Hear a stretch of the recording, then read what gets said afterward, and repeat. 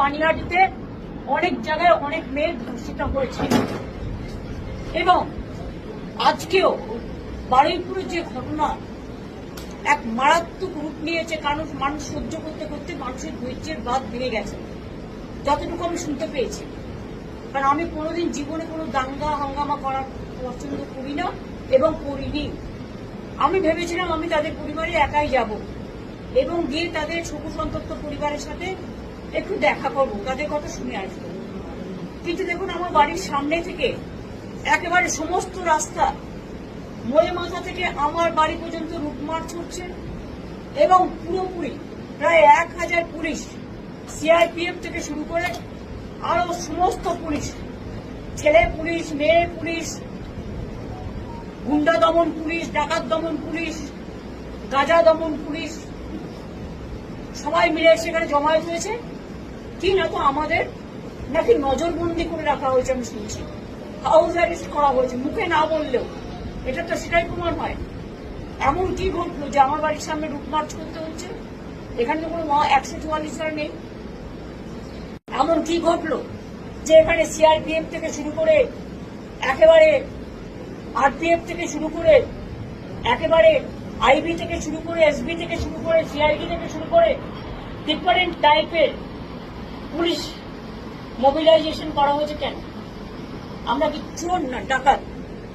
না আমি জীবনে কোনোদিনও দাঙ্গা করেছি? যখনই যেখানে মানুষ বিপদে পড়েছে, এমনকি যেটা নিয়ে আমাদের সকল মানুষ দিন রাত জেগেছে, আমিও কিন্তু মিছিল করেছি, প্রতিবাদ মিছিল, এবং সঙ্গে সঙ্গে আমি তার বাবা মার সাথে কথা বলেছিলাম, তাদের বাড়িও গিয়েছিলাম।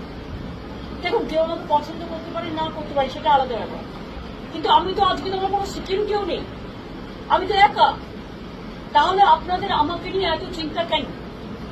আপনারা আমাকে বেরোতে দিচ্ছেন না কেন? আমাকে নিয়ে এত ভয় কেন? আমাকে নজরবন্দি করে রেখেছেন কেন? যদি সত্যি করে থাকে নজরবন্দি, নোটিফিকেশন ইস্যু করুন। তাহলে আমার পাড়ায় লুটমার্চ করছেন কেন? কোনো গন্ডগোল নেই, কোনো অশান্তি নেই, কোনো কিছু নেই। আপনারা কেন এত পুলিশ মোবিলাইজেশন করেছেন?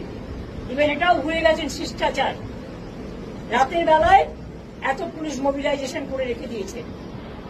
আমি জানি না আপনারা কি চান। আর্টিকেল 14 থাকবে না, আর্টিকেল 19 থাকবে না, আর্টিকেল 21 থাকবে না, শুধু আপনারা একাই থাকবেন আর এক পক্ষ থাকবেন।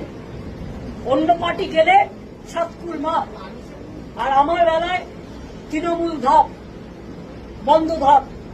শুনুন, আমরাই অরিজিনাল তৃণমূল কংগ্রেস, তো তাই আমাদের ভয় পায়। গদ্দারদের ভয় পায় না, বেঈমানদের ভয় পায় না।